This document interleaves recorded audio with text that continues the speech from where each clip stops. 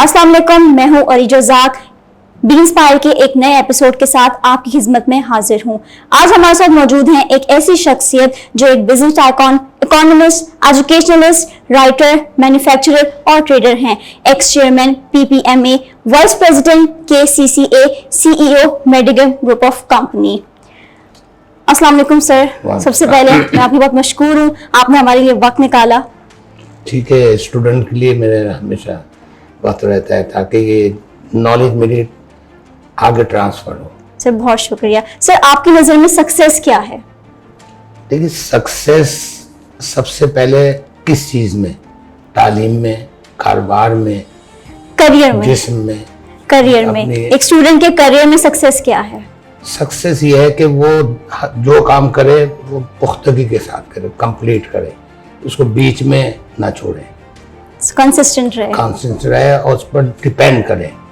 ना कि ये कि जैसे आमतौर पे इस उम्र में लाभ वालीपन होता है, एकदम इंजीनियरिंग में इंटरेस्ट लिया, इंजीनियर में कुछ नजर नहीं आया तो मेडिसिन में पढ़ना शुरू कर दिया, फील्ड चेंज कर ली, स्कोप चेंज कर लिया। 10 दोस्त मिल गए, उन्होंने कहा ये अच्छा नहीं है, उसको चेंज कर लिया। पहले आप माइंड सेट करें अपना कि आपने किधर जाना है, कहाँ आपने लैंड करना है। बगैर अपनी मंजिल तयन किए जब आप चलेंगे तो फिर आप हुजूम में घुस जाएंगे, कोई मंजिल नहीं नजर आएगी फिर आपको। सर एक कामयाब इंसान की क्या अलामात हैं? वही बात कि वो जो पहले डिटरमिन करे, फिर उस पर कायम रहे और फिर उसमें दिल लगा के काम करे। यानी उसको दिन और रात का हिसाब नहीं हो कि भाई अभी 6 बज गए तो मुझे चला जाना चाहिए, नहीं। जब तक वो आपका सब्जेक्ट मुकम्मल नहीं होता, जितने पीरियड में भी मैक्सिमम टाइम डिवोट करें। अगर इवन बिजनेस है, ये बिजनेस लोग कहते हैं जी बड़ा बिजनेस और छोटा बिजनेस नहीं होता, बिजनेस इज बिजनेस। तो लिहाजा आप उसको छोटे से शुरू करेंगे तो आपको आसानी से मंजिलें मिलती रहेंगी। और अगर आप जंप लगाएंगे तो उल्टे भी गिर सकते हैं। जैसे आपने देखा होगा कि बहुत से कारोबार में लोग बड़ा सा पैसा लगाते हैं और पता लगता है कि जी वो एकदम ही फ्लॉप हो गया किसी वजह से भी। एक्सपीरियंस नहीं होता, ज्यादातर एक्सपीरियंस भी नहीं है। और फिर एक बड़ी चीज जो हमारे यहाँ आजकल आम है, वो ये अपना पैसा लगाने के बजाय बैंक का पैसा लगाते हैं या लोन लेके पैसा लगाते हैं। तो जो लोग किसी के पैसा लेके लगाते हैं तो हर वक्त उनके सर पर एक तलवार लटकी रहती है कि मैंने इसका लोन अदा करना है, उसका इंटरेस्ट भी अदा करना है। कारोबार में नुकसान हो गया तो नफा के बजाय नुकसान भी हो रहा है और दूसरा नुकसान उसको लोन का इंटरेस्ट देने में हो रहा है। सर लोन से ज्यादा इंटरेस्ट होता है अमूमन तौर पे। जी, हमारे मुल्क में बहुत ज्यादा है, जबकि अमेरिका उसमें वहाँ 2 और 3% से ज्यादा का लोन बैंक को अलाउ नहीं है। और अगर वो लोन ज्यादा करेंगे तो उन पर गवर्नमेंट जो है चेक एंड बैलेंस रखती है। वो कहती है आप पैसे कमाने के लिए नहीं है, हमारे शहरी पैसे कमाने के लिए है, क्योंकि पैसा भी इन्हीं शहरियों का है तो उनको भी वही 2-3% ही मिलता है। हमारे यहाँ बैंक लेता है 11% पे और देता है 22% पे। तो आप बताइए 11% की मंजिल 22% तक कितना लंबी हो जाएगी? डिफरेंस है, काफी डिफरेंस है। तो इस वजह से मेरी अपने कारोबारी जिंदगी में बैंक का कोई कॉन्सेप्ट नहीं है या लोन लेने का कोई कॉन्सेप्ट नहीं है। सही। तो इसी वजह से जब आप एक छोटे से कारोबार से लेके चलते हैं तो आहिस्ता आहिस्ता उसकी मंजिल मिल जाती है बेहतर। अगर आपकी मंजिल के दरमियान बैंक आ गया तो आप बैंक की तरफ मुड़ जाएंगे। अपने कारोबार से हर वक्त आपको मेंटली भी परेशानी होगी और जाहिर है कि फाइनेंशियली भी होगी। तो लिहाजा मेरा हमेशा कहना यह है, अपनी चादर को देखकर आप कारोबार करें। ऐसे लोग जिन्होंने अपने कारोबारी सफर का आगाज किया है, उनको आप क्या मशवरा देना चाहेंगे? जो मैंने बताई हैं चीजें अपने लिए, वही उनके लिए भी है। सही। ये तो मैंने आपको गाइडलाइन ही दी है अपनी जी, और ये बताया है कि ये चीजें सही हैं, ये चीजें गलत है। सबसे बड़ी चीज जो उसने नहीं छोड़नी है वो ऑनेस्टी है। जिस दिन वो ऑनेस्टी उसने छोड़ दी तो समझ लें उसकी जमीन में दरारें पड़नी शुरू हो गई। उसके बिजनेस में आप ये देखें, इतनी बड़ी बड़ी मल्टीनेशनल्स होती हैं, वो जो कहती हैं वो दिखाती हैं, वही करती हैं। हम दिखाते कुछ हैं, करते कुछ हैं, नतीजा क्या होता है कि हमारा फेथ नहीं डेवलप होता। जी जब तक फेथ डेवलप नहीं होगा तो कस्टमर को मिसाल के तौर पे खुशी नहीं होगी या खरीदते वक्त सेटिस्फेक्शन नहीं satisfaction नहीं होगी। जी अगर आप आज जाकर मेडिकैम की कोई प्रोडक्ट खरीदें, अगर उसमें कोई डिफेक्ट होता है वापस ले लेते हैं। जी आप कहीं से भी खरीद लें, वो हमारे डिस्ट्रीब्यूटर हो या हमारा स्टॉकिस्ट हो, कोई भी हो। जी ऐसा ही है। तो ये हमारे ये दिस इज कॉल्ड, ये हमारी एक तरह से है तो मुसलमानों की, जी लेकिन अपनाई हुई है गैर मुस्लिमों में, जिनको हम बुरे बुरे अल्फाजों में याद करते हैं। सही। क्योंकि मेरा तकरीबन आधी लाइफ जो है बाहर गुजरी है, और आज भी मैं 6 महीने यहाँ रहता हूँ, 6 महीने सिर्फ टूरिंग करता हूँ, ताकि सही। दुनिया में क्या हो रहा है मैं अप टू डेट रहूँ। सर आप किसी बात से मैं फिर सवाल करूंगी, यूरोप और एशिया जैसे कि आप टूर करते हैं तो उसमें सबसे बड़ा डिफरेंस क्या है? सबसे बड़ा डिफरेंस ये है कि वो जो कहते हैं वो करते हैं, हम जो कहते हैं वो नहीं करते। नहीं करते। तो हमारी झूठ की इब्तिदा वहां से शुरू होती है। कुरान में अगर किसी चीज पे लाना चाहिए वो झूठ है, जी बेशक। किसी और चीज पे नहीं आई।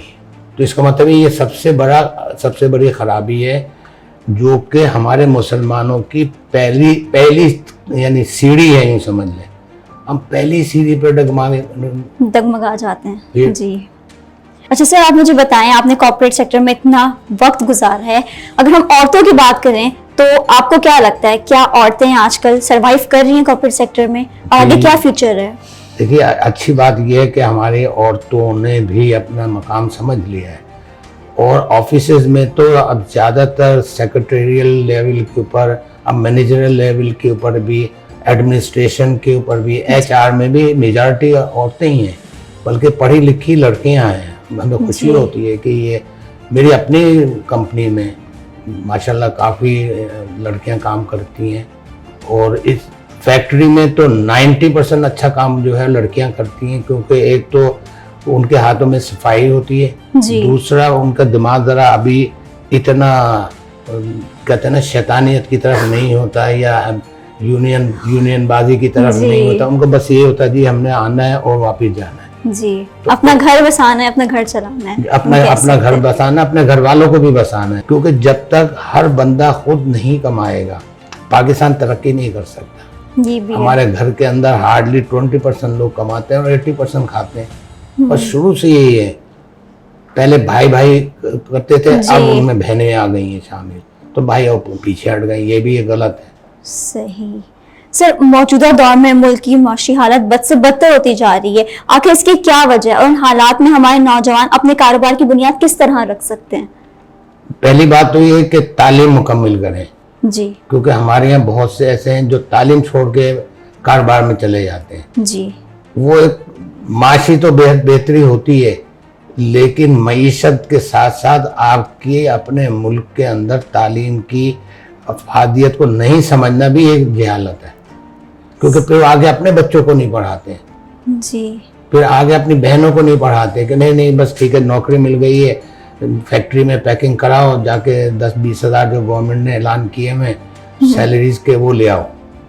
सही। तो ये भी नुकसानदेह है, क्योंकि इस्लाम में सबसे ज़्यादा जिस पे जोर दिया है ऑनेस्टी के बाद वो तालीम पर है, जी और हम दोनों ही चीज़ें में अपने आप को लैकिंग कर रहे हैं। जी ऐसा ही है। सर आप अपना कोई ऐसा एक्सपीरियंस शेयर करें जिससे आपने बहुत कुछ सीखा हो, कोई ऐसा बुरा एक्सपीरियंस या कुछ इस तरह? मैंने अपने तौर पर कभी कंप्रोमाइज़ नहीं किया, इवन अपने प्रोडक्ट्स में या अपने रहने सहने, अपने बच्चों में, अपनी फैमिली में, सबको मैंने पढ़ाया, पूरी तरह पढ़ाया, ग्रेजुएशन तक पढ़ाई, साथ साथ उनको फैक्ट्री में भी बिठाया, ऑफिस में भी बिठाया, सब चीज़ सिखाई ग्राउंड लेवल से ऊपर आए। ग्राउंड लेवल से, ताकि उसको पता लगे कि स्टोर में क्या होता है, जी बैक एंड पे पैकिंग में क्या होता है।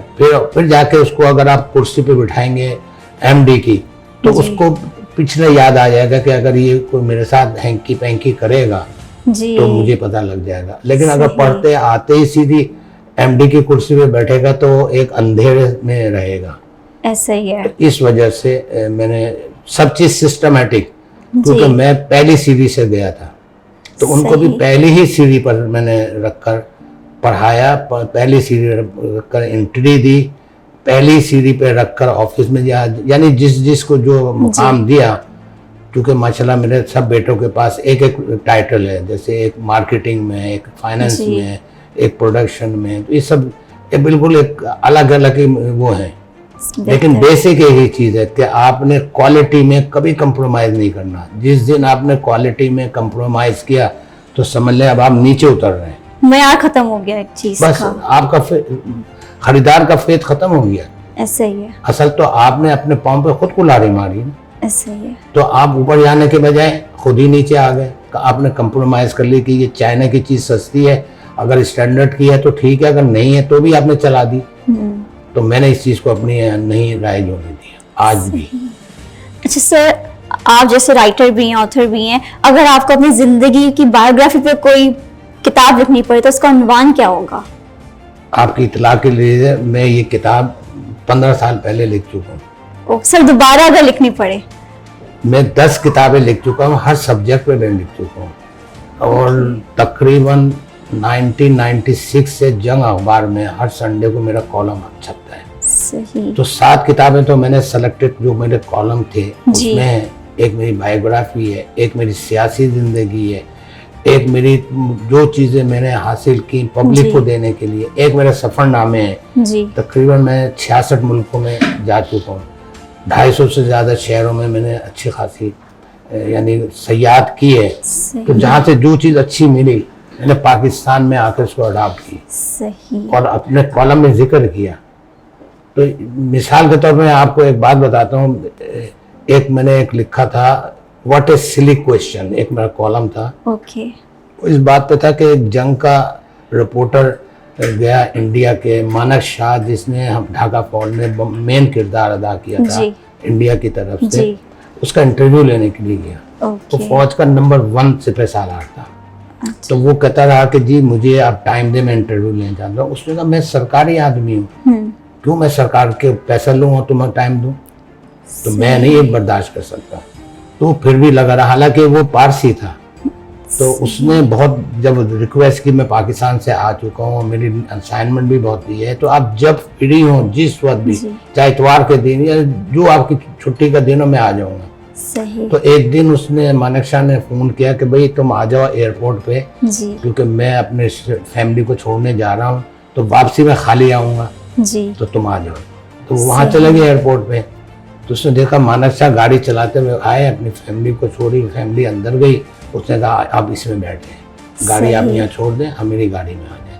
वो गाड़ी चलाते हुए रास्ते में उसका था, उसने कहा 20 मिनट का फासला है, तो आपके पास 20 मिनट है। सही।